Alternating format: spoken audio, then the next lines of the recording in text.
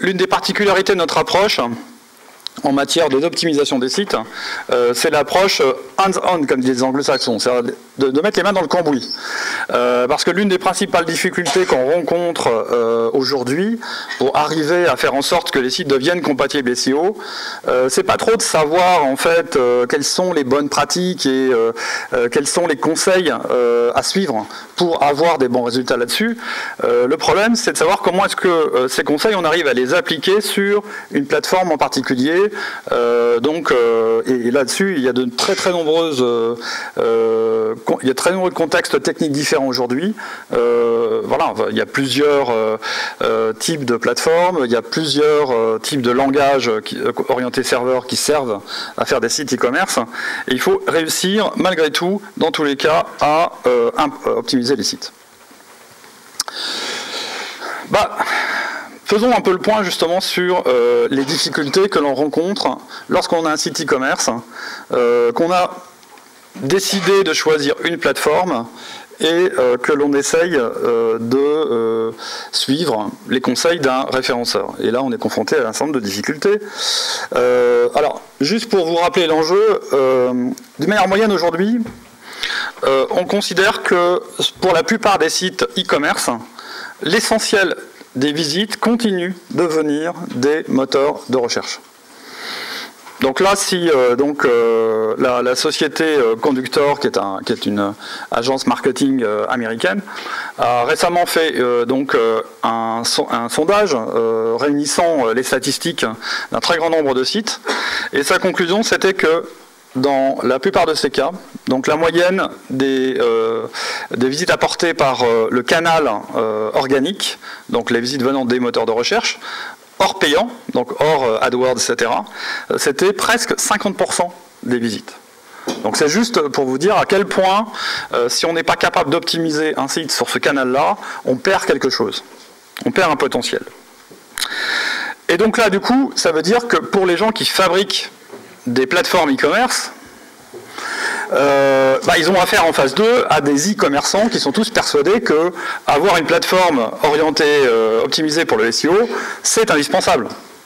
Donc, il est absolument impossible pour eux d'arriver à avouer que leurs plateformes ne sont pas parfaitement optimales. Donc généralement, ce qui se passe, c'est que dans les argumentaires concernant les plateformes e-commerce, il y a toujours quelques lignes qui vous expliquent que les fonctionnalités permettant d'optimiser le site pour le SEO sont là, que tout a été prévu, que vous n'aurez pas de problème avec ça, et que tout va bien se passer. La réalité est évidemment, hélas, tout autre. Bref, attention, on vous ment. Alors là, on a fait donc un premier test avec toute une série de plateformes et on est arrivé quand même à un taux assez affligeant, c'est-à-dire que 80% des solutions qu'on a testées ne sont en réalité pas optimisées pour le SEO. Donc déjà, ça veut dire que la plupart d'entre elles demandent un paramétrage particulier pour qu'on puisse considérer que la plateforme est réellement optimisée. Donc ça veut dire que out of the box, quand on fait l'installation la première fois, avec les paramètres par défaut, vous n'avez pas un site qui soit capable de ranker correctement sur les moteurs de recherche. Donc il y a du taf. 80% demandent d'utiliser des plugins complémentaires pour devenir une solution parfaitement compatible. Donc là, en fait, en plus, là on a fixé un niveau de compatibilité qu'on estimait comme étant le minimum vital. Et dans un cas sur deux, on est même confronté à l'absence de tous les plugins indispensables. Et donc ça veut dire que pour arriver à créer une plateforme complètement optimisée, il faut en plus développer quelque chose de spécifique pour obtenir les résultats qu'on attend. Alors juste pour info, donc ça c'est les principales plateformes qu'on a testées. On a évidemment été chercher les plateformes les plus courantes sur le marché, donc plateforme PrestaShop, du Drupal Commerce, d'autres solutions Drupal aussi ont été testées parce que donc Drupal c'est un système de gestion de contenu sur lequel on peut installer plusieurs types de plugins e-commerce et qui permettent à chaque fois de transformer un site en site marchand. Donc il y a bien sûr toutes les solutions à base de Magento, Magento avec les différents types de licences pour Magento. Donc des choses qui sont optimisées pour WordPress également, et puis des solutions un petit peu plus haut de gamme qui fonctionnent souvent sur Java avec les solutions d'IBM, Ibris et donc Oracle, que ce soit ATG ou NDK. Alors juste pour fixer un peu dans vos esprits les différentes catégories de solutions, donc en fait un e-marchand peut très bien décider de travailler de manière assez différente en matière de solutions informatiques. Donc il peut décider de travailler en système SaaS. Donc là ça veut dire que vous avez un fournisseur qui va vous proposer une plateforme qui est directement disponible online, mais vous n'avez pas besoin de l'installer sur vos serveurs. Donc là, c'est une solution totalement clé en main. Alors après, l'inconvénient pour le SEO, c'est que soit cette solution est déjà parfaitement optimisée, si ce n'est pas le cas, le problème c'est que vous aurez difficilement la main, puisque tout est paramétré à peu près de la même façon pour tous les sites. On peut travailler aussi en délégation e-commerce. Donc là, ça veut dire que vous utilisez en fait la solution d'un prestataire qui est le délégataire e-commerce. Et dans ce cas-là, on retrouve un petit peu potentiellement les mêmes problèmes, puisque soit ce délégataire prend soin d'optimiser son site pour le SEO. Alors comme le modèle de rémunération est un modèle à la performance le plus souvent, il a parfaitement intérêt à ce que sa solution soit optimisée cette fois-ci. Donc ça veut dire que là on est plus dans des systèmes dans lesquels il y aura des efforts faits pour optimiser le site. On peut aussi utiliser des solutions de type système de gestion de contenu, donc CMS, plus un panier permettant de gérer les produits. Donc le CMS, ça peut être WordPress, ça peut être Drupal, ça peut être d'autres CMS du marché. Donc là, l'avantage, c'est qu'on a affaire à des solutions qui sont assez simples à déployer, assez simples à paramétrer. Par contre, là, on peut tomber sur parfois des paniers qui ne sont pas du tout optimisés pour le référencement. Et puis, évidemment, la solution que beaucoup d'e-commerçants décident d'adopter quand ils veulent personnaliser à fond leur plateforme et pas avoir le même site e-commerce que le voisin, c'est de décider de tout héberger chez eux en utilisant une plateforme du marché ou en développant tout depuis zéro. Il y a une dizaine d'années, la plupart des gros sites marchands qui sont développés ont entièrement développé leur applicatif from scratch, depuis zéro, sans utiliser de briques existantes. Et plus le site e-commerce est gros, plus on va tomber justement sur des solutions propriétaires. Alors quels sont les principaux points noirs qu'on a constatés sur ces différentes familles de solutions? Alors là, on va surtout insister sur les solutions dans lesquelles le propriétaire du site a vraiment, moyen d'intervenir sur la solution. Principaux points noirs. Alors la gestion des balises SEO. C'est pas toujours prévu par défaut dans les back-office des plateformes e-commerce de pouvoir ajouter et paramétrer les champs nécessaires pour le SEO. Alors il n'y a pas que dans cette histoire les balises évidentes comme le title, bon, généralement c'est prévu, la métadescription, bon, généralement c'est prévu. Alors après c'est pas toujours facile de l'optimiser et de la changer. Il y a encore des solutions e-commerce qui proposent par exemple d'avoir par défaut la même description sur toutes les pages. Donc ça, évidemment, c'est pas très bon pour le référencement. Mais il y a aussi toute une série de balises qui sont utiles pour le SEO et dont visiblement certains producteurs de plateformes e-commerce ils en ont jamais entendu parler, comme les balises hreflang, y compris même les balises canonical. Donc là, évidemment, ça pose des problèmes supplémentaires lorsqu'on veut arriver à maîtriser son référencement. Donc il peut manquer effectivement des éléments pour contrôler les balises SEO, donc tout ce qui sert au contrôle du duplicate. Dans les balises très utiles, on a celles qui permettent de mieux gérer la pagination. J'ai parlé du hreflang. Il y a tout ce qui permet également de traiter le crawl et l'indexation, donc paramétrer correctement le robots.txt.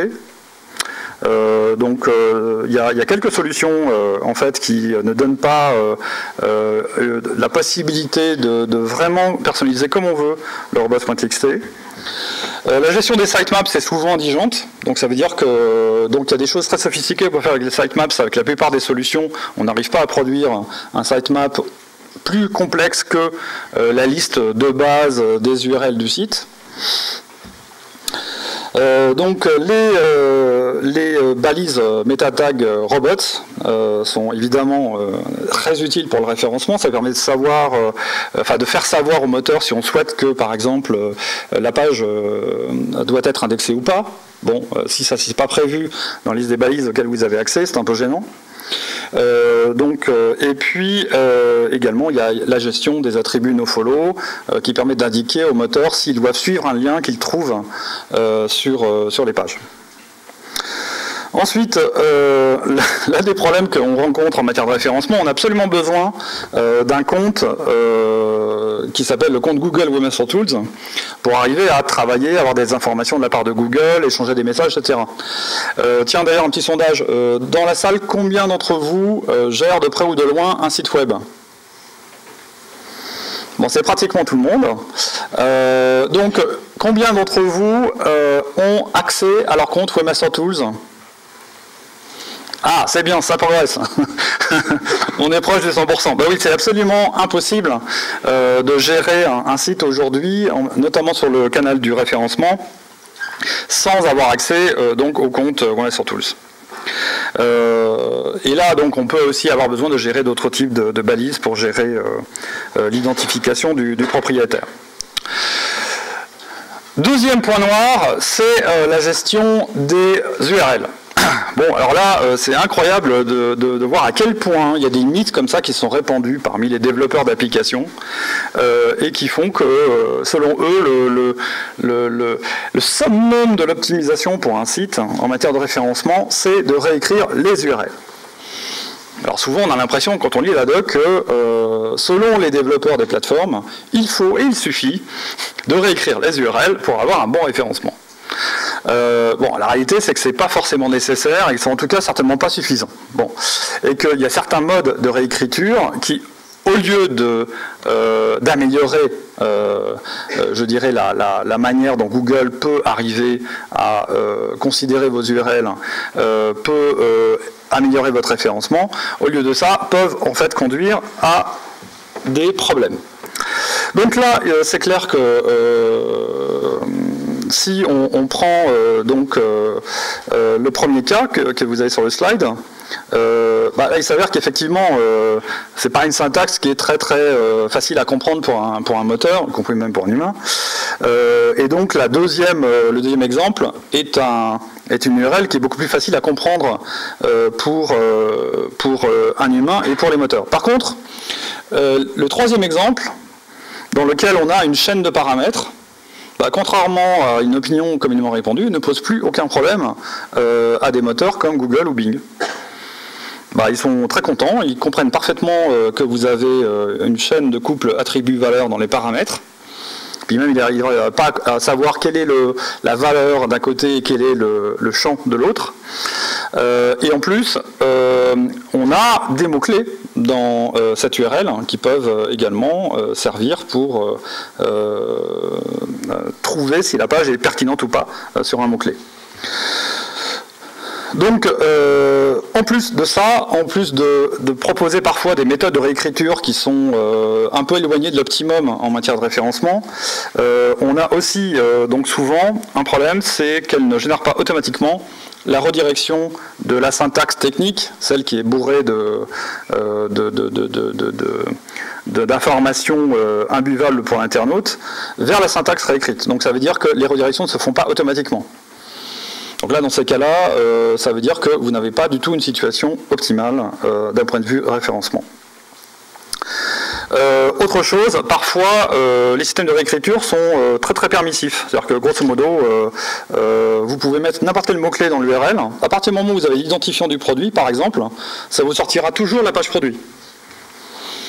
ça c'est clair, mais il suffit que quelque part dans votre site, vous ayez eu le malheur de changer la syntaxe de votre URL en remplaçant une majuscule par une minuscule ou l'inverse, en plaçant un caractère accentué là où il n'y en avait pas normalement dans l'URL, ou si vous laissez un utilisateur extérieur faire un lien vers votre page produit avec une autre rédaction de l'URL que celle qui est prévue, bah, ça va quand même renvoyer la page avec un code 200, et donc vous avez créé un doublon, sans le vouloir. Donc ça, c'est pas très bon. Donc, problème de... donc du coup, ça finit par créer beaucoup de cas de duplication d'URL, ce qu'on appelle dans le jargon le dust. Et du coup, à la fin, bah, vous avez une dilution complète du link juice qui est transmis à ces pages, et donc une très mauvaise performance de chacune de ces versions des pages d'un point de vue référencement. Donc à éviter absolument. Alors, autre point noir extrêmement fréquent, c'est les performances. Alors là, il n'y a pas beaucoup de plateformes qui, je dirais, ont trouvé grâce à nos yeux dans ces domaines-là.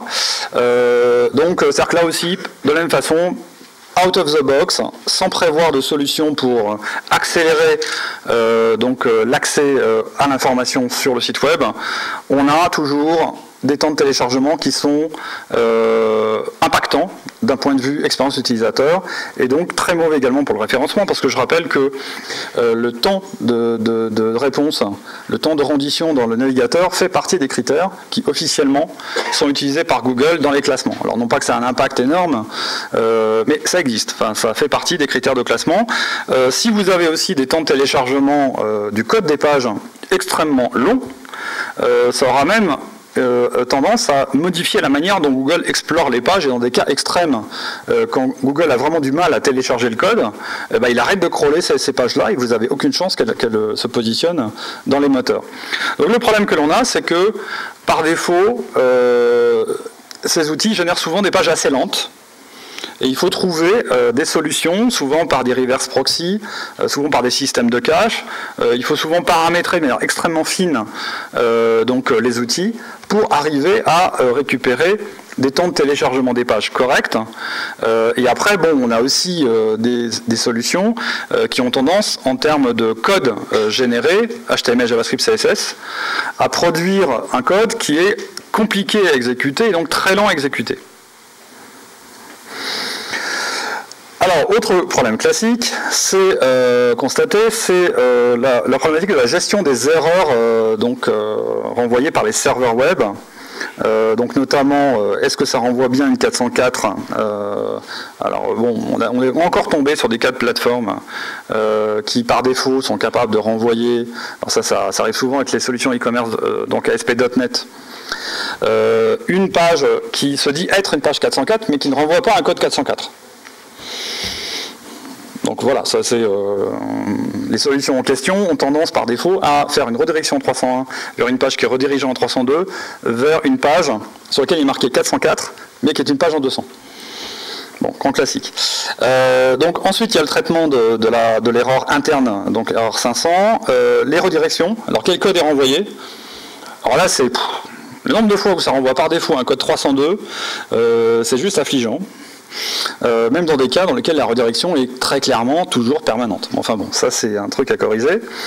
Mais il y a aussi le problème du traitement des pages 403, 502, 503, j'en passe et des meilleurs. Donc là, la gestion des erreurs au niveau de ces plateformes est souvent à corriger.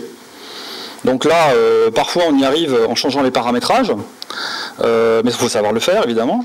Et il faut savoir le demander lorsqu'on travaille avec une web agency ou une SS2I. Et puis, dans d'autres cas, il faut développer un petit bout de code, un petit script qui va permettre d'éviter de renvoyer le mauvais code dans certains contextes. On a aussi souvent des problèmes de gestion des changements dans l'inventaire des pages du site lorsqu'il y a des changements de catalogue. Donc là, est-ce que le système va proposer automatiquement des redirections, etc. Ça, c'est pas toujours le cas.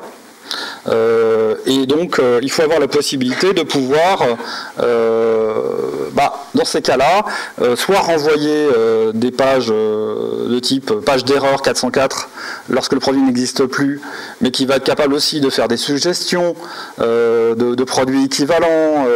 Voilà, bon, ça c'est pas toujours possible sans développement. Donc, on a le problème aussi des pages qui renvoient peu de résultats. Enfin, donc là, la question c'est est-ce que on a toujours la possibilité de faire exactement ce que veut le merchandiser dans l'équipe avec les plateformes? Et la réponse est en général non, c'est pas prévu. Donc il faut faire des développements supplémentaires pour y arriver. La gestion des fichiers SEO, oui, donc ça on en a besoin évidemment pour le référencement, notamment de bien générer un robots.txt conforme à ce que vous souhaitez obtenir comme résultat d'un point de vue exploration du contenu de votre site par Google. Le problème c'est que certaines solutions ne vous laissent pas maîtriser l'emplacement du fichier robots.txt. Donc le grand classique c'est d'avoir une URL du type www.domaine.com / le nom de la plateforme / robots.txt. Bon, c'est génial, mais normalement, le robots.txt sera mieux pris en compte s'il est à la racine, ce qui n'est pas le cas dans ce cas-là. La plupart des outils ne génèrent pas un sitemaps XML qui est complet. Donc, le cas classique, c'est on rajoute un plugin.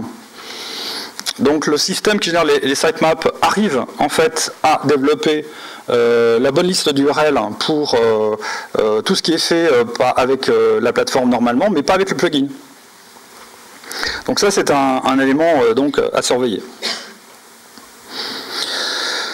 La gestion du maillage. Alors suivant les plateformes, c'est soit un cauchemar, soit quelque chose de très facile à faire. Avec Drupal Commerce par exemple ça se fait bien, avec Ibris ça se fait bien, donc il y a différentes solutions où on peut arriver à faire à peu près ce qu'on veut, et puis dans d'autres cas la structure du catalogue va être imposée par la plateforme en termes de profondeur, en termes de gestion, c'est-à-dire que vous allez avoir en fait une très grande correspondance entre la structure hiérarchique du catalogue et la liste des pages que vous allez avoir à la fin. Donc si vous avez prévu de faire un catalogue extrêmement détaillé, extrêmement profond, parce que vous avez envie que vos articles soient bien rangés dans des sous-catégories, dans ce cas-là, vous aurez un site extrêmement profond et vous ne saurez pas le corriger avec le système de maillage par défaut proposé par ces outils. Alors, après, depuis quelques temps, il y a aussi des modes en matière d'intégration du design qui posent de nouveaux problèmes. Notamment les solutions de mise en place du responsive design. Il y a quelques solutions qui font ça en full JavaScript. Donc ça veut dire que l'inconvénient par moment, c'est qu'il n'y a pas de code présent par défaut dans la page, dans le premier état de la page. Dans ce cas-là, ça veut dire que le moteur, lui, ne va pas trouver tout le contenu que l'utilisateur voit. Là, c'est tout à fait fâcheux. Du coup, vraiment la solution, c'est de pouvoir concevoir les modèles de pages avec une approche d'intégration qui est dite en amélioration progressive. Donc on essaie de s'assurer que le minimum du contenu est bien présent dans la page au départ, et puis après en JavaScript, on modifie l'expérience utilisateur pour avoir exactement l'UX que l'on souhaite dans tel ou tel cas d'usage. Donc ça c'est parfait pour le référencement, c'est aussi parfait d'un point de vue maîtrise du code et du développement, mais c'est pas toujours l'approche qui est proposée par défaut par ces solutions, et du coup il y a des choses à corriger, c'est-à-dire que souvent les templates sont à revoir à cause de ça. Autre chose, pour améliorer les performances, il y a des gens qui font ce qu'on appelle du lazy loading, c'est-à-dire de charger des éléments, non pas lors du premier affichage de la page, mais en tâche de fond et en Ajax. Bon, de la même façon, ces contenus ne sont pas forcément toujours accessibles par les moteurs de recherche et pas toujours indexés. Autre mode sur les sites e-commerce, c'est les long scrolling pages, donc les pages à défilement infini. Là c'est pareil, si dans le modèle de page vous n'avez pas prévu par ailleurs, donc ça il faut le développer en plus, une navigation classique, une pagination classique, en fait le moteur de recherche il va trouver que les 10 premiers articles montrés dans le premier état de la page, et tous les autres articles qui sont chargés au fur et à mesure que les gens diminuent, font passer le curseur vers le bas de la page, bah, tous ces nouveaux articles, le moteur ne les voit pas. Donc ça peut en fait interdire la découverte, l'exploration normale d'un grand nombre de pages. Et il y a la même remarque sur tous les effets qui sont très à la mode de parallaxe scrolling qui produisent là aussi pas mal de difficultés. Donc il y a pas mal de choses aussi qu'on peut faire avec le moteur de recherche, comme donc développer une navigation à facettes. Donc je ne rentre pas trop dans le détail de cette partie-là parce que là on pourrait y passer 2 heures sur comment bien gérer une navigation à facettes, mais la plupart des outils ne le font pas bien, et ça pose des problèmes en matière de référencement. Parce que là on peut générer un nombre infini de pages rien qu'en créant une page par combinaison de filtres proposés dans le moteur de recherche interne sur les produits. Donc, et là c'est vraiment aussi un bottleneck côté performance. Donc là je passe vite, et puis pour donner quelques conseils pour comment bien choisir du coup votre solution. Donc, alors évidemment, la base c'est de se dire on va éliminer les solutions qui ne sont pas compatibles SEO. Donc c'est clair que si vous faites ça, il y aura un impact très très important sur les résultats de votre site e-commerce. Faites attention, il faut absolument choisir une solution du coup que vous allez véritablement maîtriser en interne. Donc une solution qui fonctionne dans un langage orienté serveur que vous savez maîtriser, parce que quoi qu'il arrive, il y aura des développements, même extrêmement réduits, à faire pour rendre votre plateforme parfaitement conforme à vos attentes. Et là, entre parenthèses, on parle beaucoup, là, c'est le sujet du jour, de SEO, mais en matière de UX ou en matière de merchandising, vous allez aussi avoir des besoins qui ne seront complètement couverts que si vous savez faire ces modifications. Donc attention aussi à adopter une solution qui correspond au périmètre fonctionnel que vous allez réellement utiliser dans les 3 prochaines années. Donc ça ne sert à rien de prendre une solution qui va être capable de faire des choses dont vous n'aurez jamais besoin, ça va vous coûter plus cher, et ça va être une solution plus complexe à maîtriser. De la même façon, pensez quand même à prendre une solution qui correspond à vos besoins futurs des 3 prochaines années, parce que si vous ne le faites pas, ça veut dire demain changer de technologie. Et changer de technologie, c'est souvent créer une situation dans laquelle il va falloir gérer une migration avec tous les risques que cela comporte. Il y aura toujours un travail important à faire sur l'infrastructure et l'hébergement, notamment les problèmes de performance ne peuvent souvent être résolus parce qu'ils sont consubstantiels en fait avec un travail avec un applicatif web un peu complexe qui est le cas d'une plateforme e-commerce. On a besoin d'avoir une bonne infrastructure, une bonne architecture serveur pour avoir des bonnes performances. Donc savoir implémenter correctement des caches, des reverse proxy, des CDN, tous ces systèmes-là. Évaluez bien le coût de possession. Donc ça c'est important. Il faut tout mettre dans le coût de possession. Il n'y a pas que les licences. Donc si vous prenez une solution open source que vous maîtrisez mal, vous allez avoir besoin de faire appel régulièrement à des spécialistes. Ces spécialistes, ils ont un coût élevé. Et donc il va falloir obligatoirement intégrer ça dans votre coût de possession. Donc attention à bien évaluer cet aspect-là. Et ça vaut le coup, par contre, cette fois-ci, de demander peut-être à un spécialiste de vous évaluer justement quel va être le coût réel de la possession. Et puis attention au support. Donc là ce qui est clair c'est qu'il y a des gens qui utilisent des solutions éprouvées avec une communauté extrêmement forte qui peut aider, un écosystème autour de ces solutions extrêmement important. Ça veut dire que vous allez trouver facilement une web agency qui va maîtriser correctement ces plateformes, des développeurs qui vont avoir une expérience sur ce type de plateforme. Donc là évidemment c'est une garantie de ne pas avoir de surprise. Par contre, si ce n'est pas le cas, là évidemment, une fois de plus, ça va faire exploser le coût de possession et vous poser des problèmes que vous ne saurez pas résoudre. Je passe sur les exemples parce qu'on n'a plus de temps. Et donc, je vous propose, si vous avez des questions plus spécifiques sur une plateforme ou sur la manière d'optimiser un site e-commerce, de les poser à présent. Est-ce que vous avez des questions? Écoute. Merci Philippe.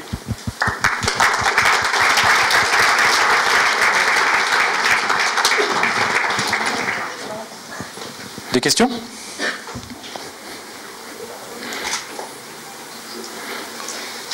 Ah, quand même.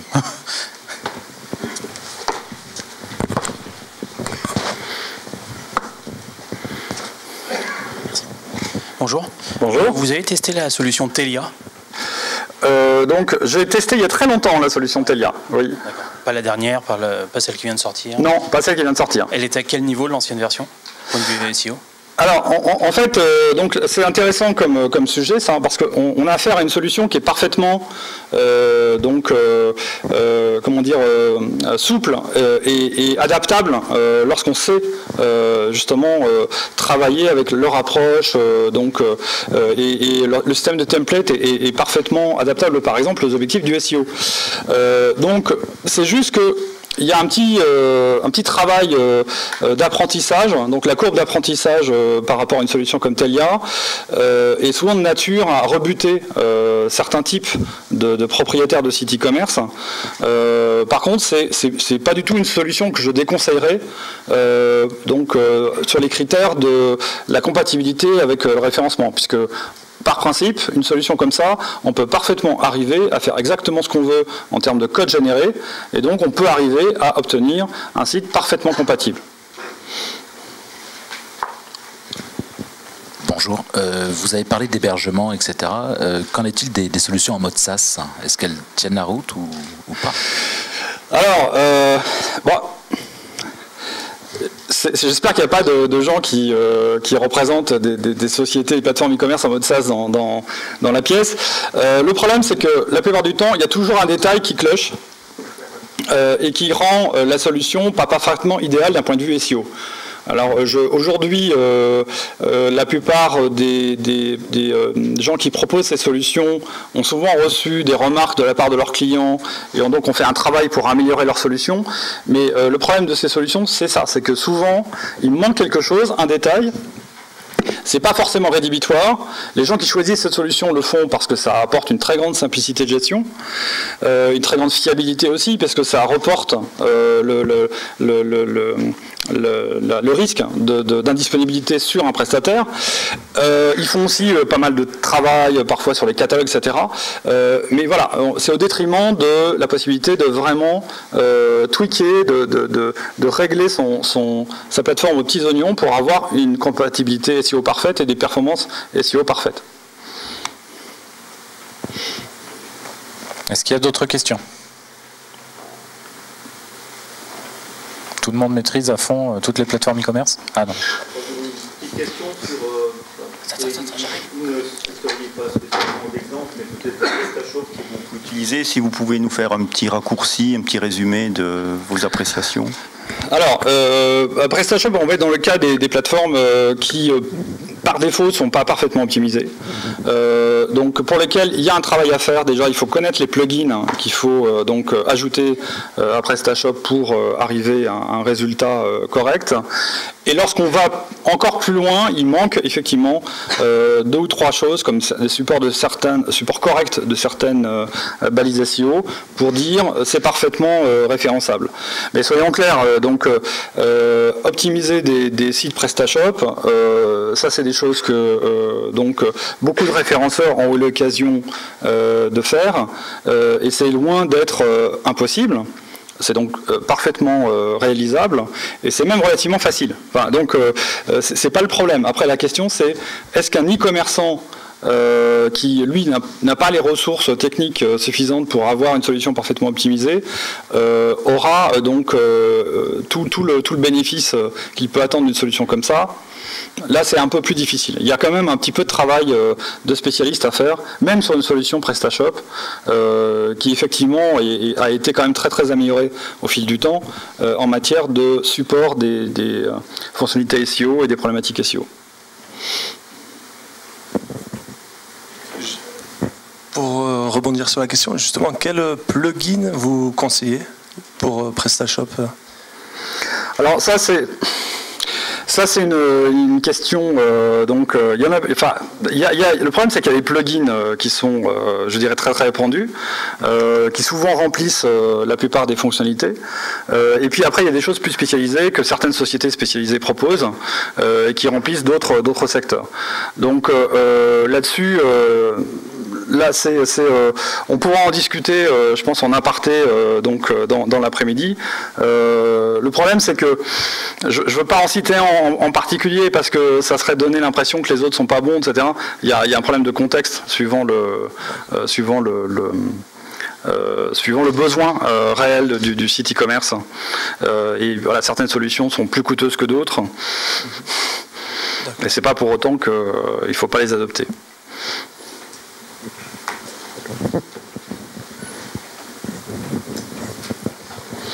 Bonjour. Qu'en est-il des navigateurs par rapport aux questions liées au SEO? Alors, est-ce que tu peux préciser ta question?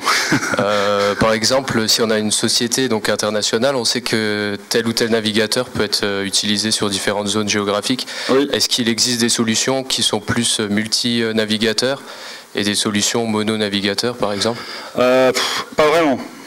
Pas vraiment. Donc effectivement, ça pose des problèmes assez marrants quand on s'adresse à des marchés comme la Chine, dans lesquels les navigateurs qui sont majoritairement utilisés sont des vieux navigateurs que plus personne ne supporte, et donc on a des résultats assez étranges.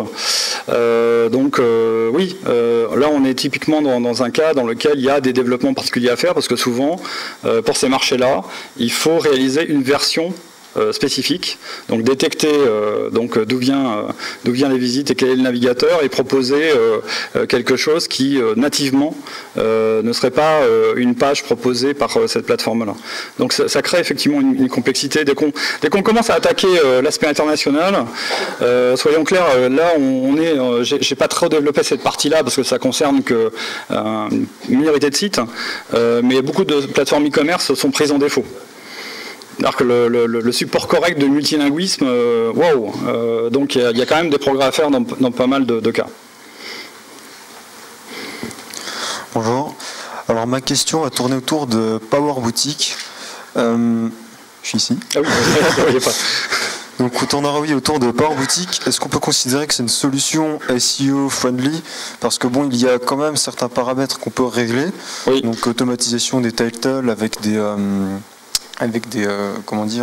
règles qu'on peut appliquer, mais est-ce qu'il n'y a pas des plugins aussi en plus qu'on peut rajouter là-dessus? Alors, Power Boutique, oui, après ça dépend où est-ce qu'on place le niveau d'attente, quoi. Donc, mais pour un expert SEO, on sera effectivement confronté du coup à une solution qui va poser des problèmes spécifiques pour certains types d'optimisation. Globalement, les choses basiques, on peut les faire avec Power Boutique. On peut modifier les balises, donc on peut optimiser les contenus, on peut même changer le maillage interne, etc.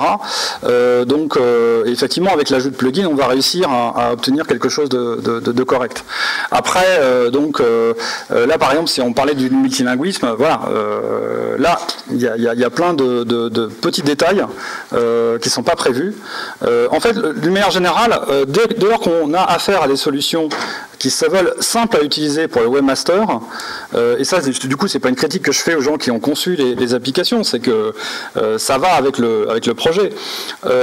Si on veut faire une chose simple pour le webmaster, on va essayer de simplifier aussi l'interface et donc pas lui proposer toutes les possibilités, tous les choix possibles, parce qu'il ne va jamais s'y retrouver. Donc du coup, il y a des arbitrages qui sont faits en disant ça on ne va pas le supporter parce que ça va être compliqué, ça va générer une interface qui va être trop difficile à gérer, et puis c'est un niveau technique qui ne correspond pas à celui que l'on rencontre chez nos utilisateurs habituels.